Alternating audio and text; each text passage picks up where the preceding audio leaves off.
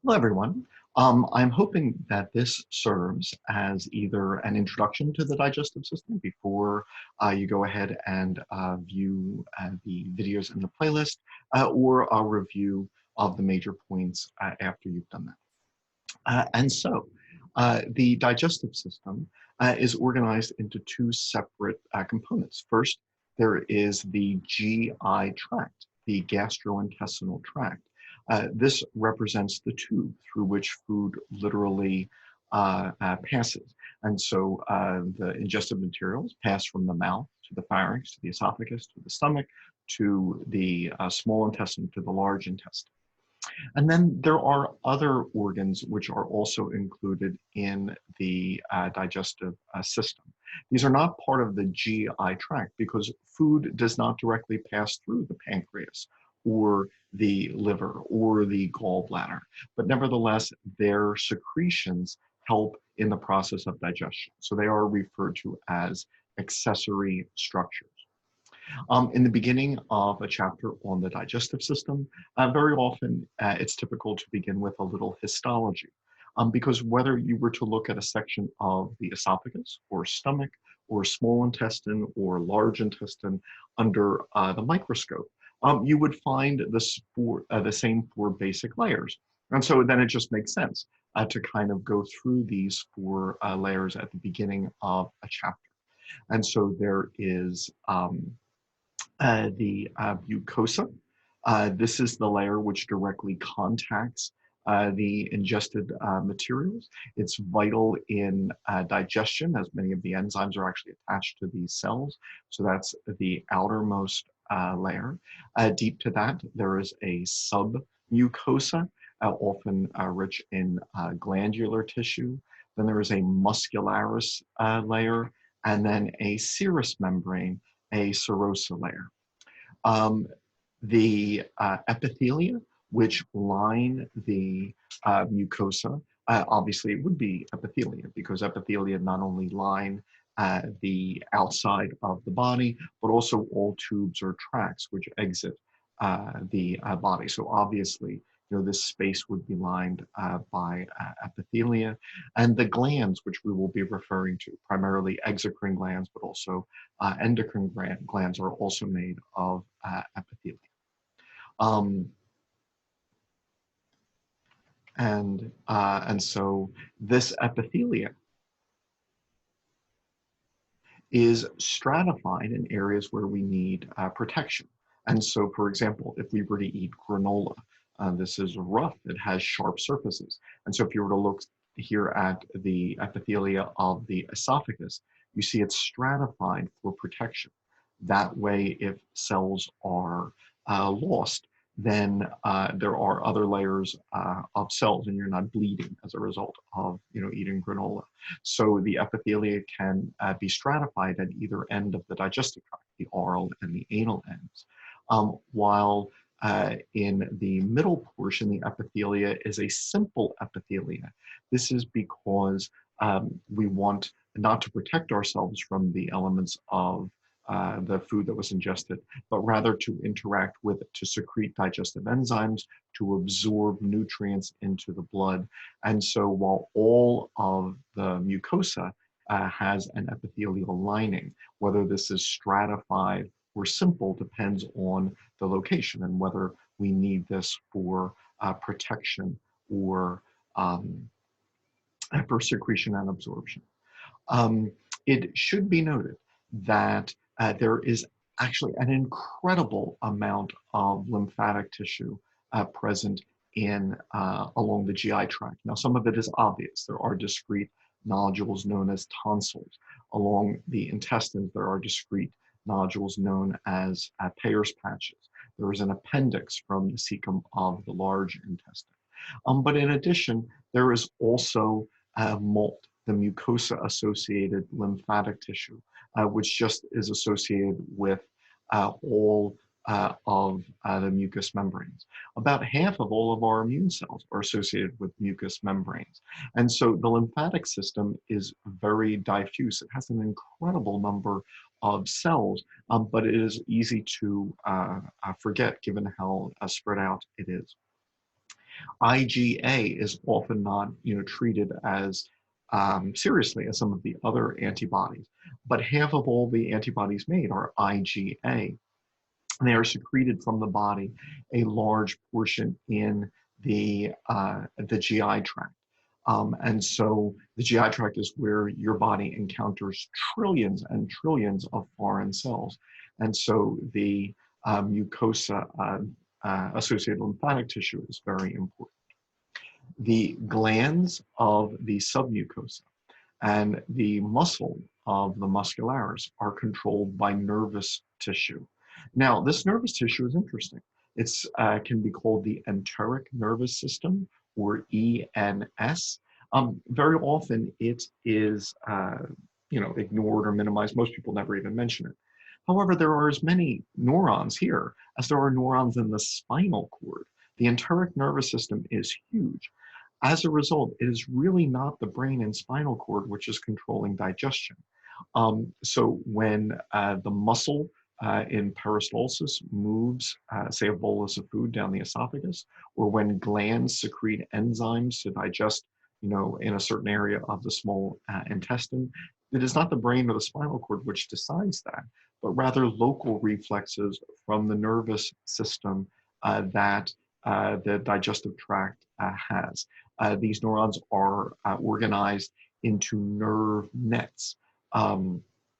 And it's perhaps interesting that this seems to be the oldest type of nervous tissue. For example, a jellyfish has nerve nets around its gastrovascular cavity, but it doesn't have brains or spinal cords. So not only is the enteric nervous system of the GI tract important because it governs digestion rather than the brain or spinal cord, but it actually seems to be a remnant of the earliest digestive systems. The muscle of the GI tract varies.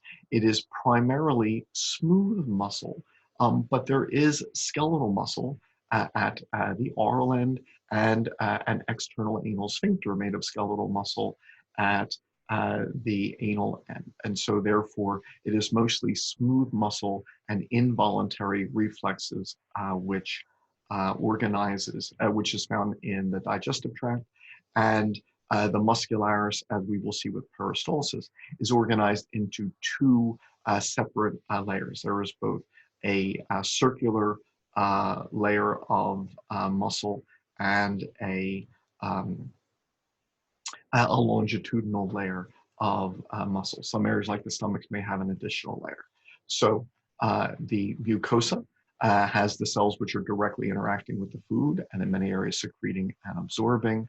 The submucosa has lymphatic tissue, nerves, which control glandular secretions and glands, which help to digest these contents. There are smooth muscle cells, primarily in the muscularis layer. Okay, and then finally there is a serous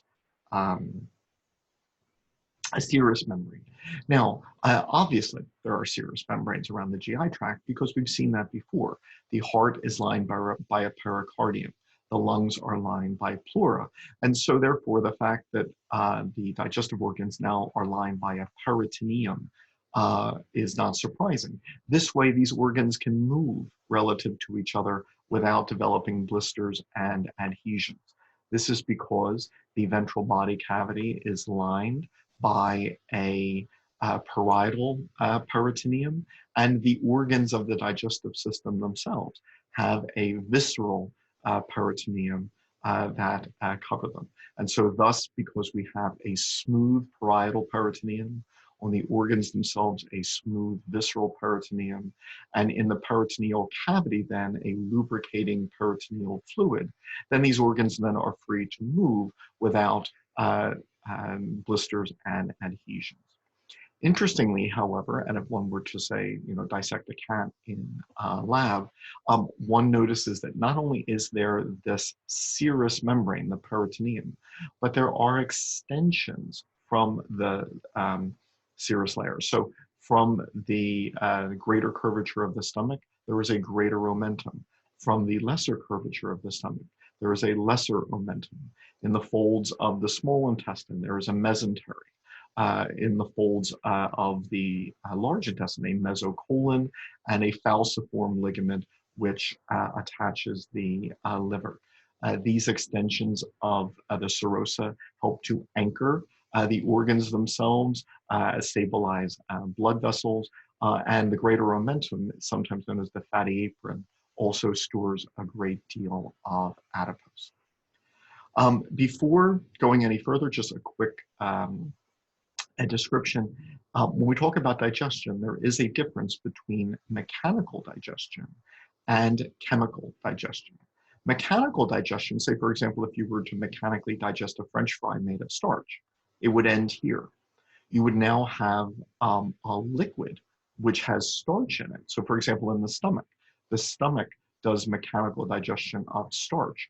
The food is broken up and these molecules are dissolved in gastric juices, but it's still starch. It's just a starch juice as opposed to the starch as it was organized in, say, a French fry.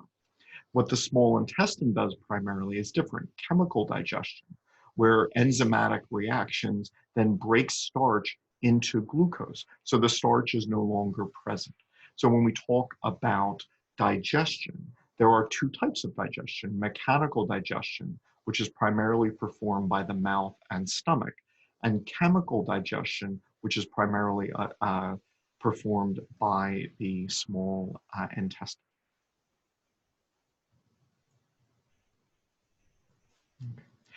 The digestive tract begins with the mouth. Now, very often this is glossed over, but just a quick point. You are expensive. You are 100 degrees, even in winter. All right, that takes an incredible amount of energy. You have a huge brain using, even though it's only about 5% of your body's weight, it composes almost a fifth of your body's energy it uses. We walk upright rather than dragging our bellies on the ground.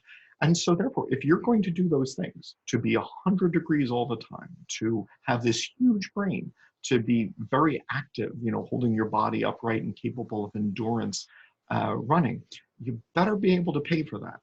You better be able to supply the nutrients. And so this was extremely important in the evolution of mammals, and the evolution of primates, and the evolution of humans. Those other steps, the warm-bloodedness, the expansion of the brain, they could not occur until the digestive system had managed a way to more efficiently provide for nutrients. And so what happens in the mouth is far more interesting and far more special than we often give it credit for. And once again, we could not have our warm-blooded metabolism, our large brain, our active lifestyle, if it wasn't for modifications of the digestive tract, which allow for these things. So first off, we chew our food. That seems boring. Doesn't everything chew their food? No, actually, mammals chew their food, and alive today, that's close to it. There were some dinosaurs which could chew their food, but that's actually a special technique. Most animals just chomp, chomp, and swallow. But we process our food in our mouth because the only way that we are going to get enough nutrients is to get every single possible calorie and nutrient out of the food we eat. Now, what I'm about to say, this is obviously not to be taken lightly. The last UN statistics that I saw were that tens of thousands of people, 40,000 was the last number I saw, of people die every day of either hunger or a hunger-related disease. It is hard to provide the human body enough nutrients. And so therefore, when we ingest it, it isn't put into the stomach and in the small intestine directly. Instead, the mouth really begins to process it with chewing. Once again, we take chewing for granted, thinking that, doesn't everything chew? And the answer is no. That's actually something that mammals do because of how many calories it takes to run the mammalian body. In the mouth, there are salivary glands. And just a quick review, there are two different kinds of glands made of epithelia. Exocrine glands, that's the major type of gland addressed in this chapter, they produce products which leave the body through a tube or a duct. And that includes digestive uh, glands. I know that sounds odd, but technically, the lumen of your small intestine, that's not your body. So for example, a little crazy philosophy here, if you were to ask, when you think of a donut, is the hole in the middle of a donut actually part of the donut? Let's go with no. So the hole in the donut is not the part of the donut. Well, you're essentially a donut. You have a hole that goes through you. If you were to eat sawdust, that sawdust doesn't mix with your cells. It doesn't travel through your blood. It simply passes through the lumen of your intestine. So when glands secrete into the lumen of the GI tract, their products are technically leaving the body, just as sweat leaves the body. The pancreatic secretions, the stomach secretions go into the lumen and they technically leave the body. Exocrine glands produce things which leave the body and typically travel through tubes or ducts, unless we're talking about one-celled mucus glands. That's different from endocrine glands, which make hormones. Now, there is endocrine tissue, which will be mentioned from time to time with the GI tract, but primarily we're going to focus on the exocrine glands. In the mouth, there are three masses of salivary glands, which collectively make saliva. The largest of which is a parotid gland, which releases its secretions through a parotid duct.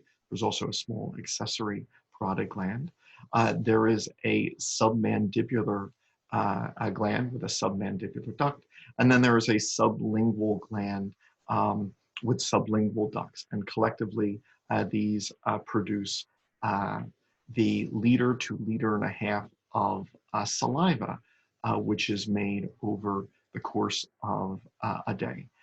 Primarily, the saliva is composed of water, but there are also some other components. And so there is mucus to help the material pass more easily through the GI tract. There is bicarbonate to buffer acidic foods. There is lysozyme and the antibody IgA for immune protections. But then we actually begin digestion in the mouth. Salivary amylase begins to break up starch, and lingual lipase begins to break up lipids while in the mouth. Now, for many animals, that's not that important. Once again, if most animals, simply chomp, chomp, and swallow, whereas with us, our food stays in our mouth a little bit for processing, and because of how important this it is to get everything out of our food. Obviously, our mouth has teeth.